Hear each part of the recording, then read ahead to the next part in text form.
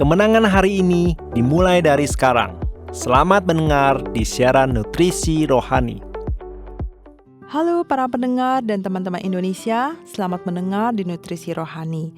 Hari ini saya ingin berbagi dengan Anda topik, kalaupun gagal, tidak masalah.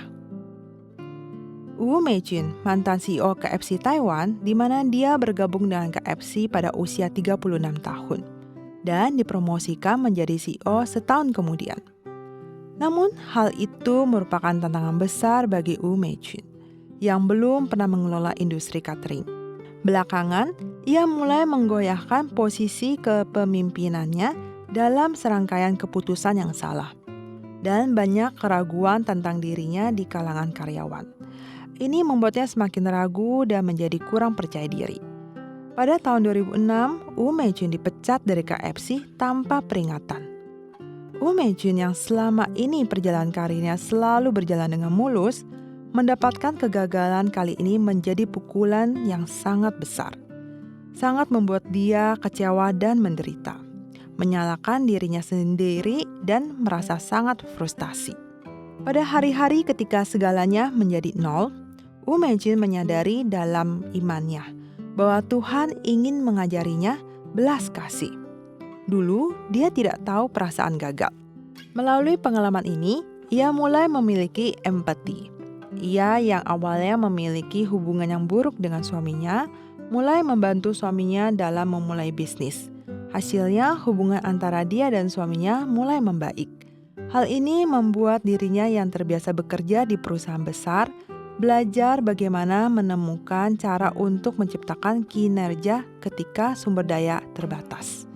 Ia tidak pernah menyangka bahwa apa yang dialaminya selama ini merupakan persiapan matang dari Tuhan untuk memasuki dunia kerja selanjutnya. Ketika dia sedang melakukan wawancara untuk pekerjaan di sebuah merek pakaian terkenal di Amerika, Timberland, direktur perusahaan bertanya, anggaran iklan untuk pekerjaan ini hanya 1/10 dari anggaran KFC dulu. Apa yang harus Anda lakukan? Wu Meijun diam sesaat dan memikirkan situasi dari masa lalunya. Dia menjawab dengan percaya diri. Dengan uang ini, saya bisa melakukan banyak hal. Dan akhirnya dia menang mendapatkan pekerjaan baru ini sebagai CEO baru. Teman-teman terkasih, pernahkah Anda mengalami kegagalan sebagai sebuah berkah tersembunyi?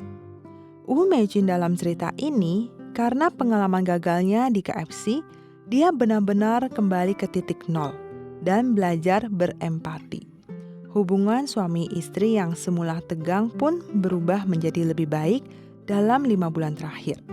Yang lebih istimewanya adalah tanpa pengalaman dalam bisnis kecil, Wu Meijun akan menghadapi banyak krisis dan adaptasi dalam pekerjaan barunya, dimanapun dia berada.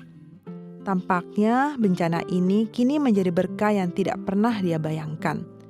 Ada ayat dalam Alkitab mengatakan, tidak ada mata yang melihat, tidak ada telinga yang mendengar, dan tidak ada hati manusia yang memahami apa yang telah Tuhan persiapkan bagi mereka yang mengasihi Dia.